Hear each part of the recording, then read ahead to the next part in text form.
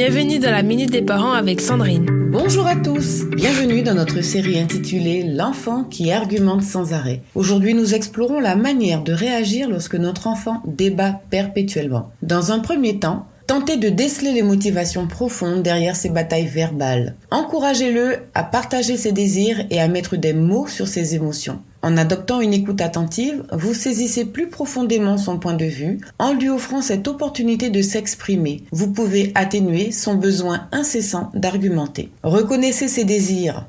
Si par exemple il veut prolonger son temps de jeu au moment de prendre sa douche, faites-lui savoir que vous comprenez son envie en disant quelque chose du genre « Je vois que tu veux jouer encore et c'est l'heure de passer à la douche ». Vous ne résoudrez pas tous les problèmes, mais le simple fait de se sentir compris peut souvent rendre votre enfant plus enclin à coopérer. Et en tant que parent, n'oublions pas notre rôle. Vous avez le droit de prendre des décisions sans vous justifier à chaque fois. Cependant, expliquez-lui les raisons de vos demandes. Par exemple, vous pouvez lui faire comprendre qu'à son âge, il a besoin de suffisamment de sommeil pour être en forme à l'école. Vous pouvez aussi lui offrir la possibilité de décider sur des petites choses comme le choix du pyjama. En lui donnant un peu de contrôle, même sur des détails anodins, vous pouvez réduire son besoin de discuter. Si cela ne fonctionne pas à tous les coups, ça peut aider à encourager la collaboration. Soyez intransigeants sur les règles cruciales, particulièrement celles liées à la sécurité. Expliquez-lui pourquoi ces règles sont cruciales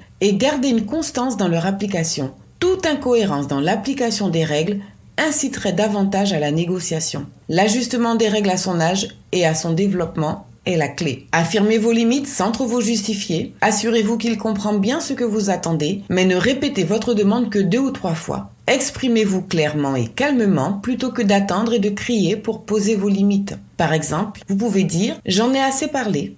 Tu as compris ce que je veux. Même si tu continues à argumenter, ça ne changera rien. » Ensuite, vous pouvez choisir de ne pas répondre à ces arguments pour mettre fin aux négociations. Voilà, très chers parents, notre chronique touche à sa fin.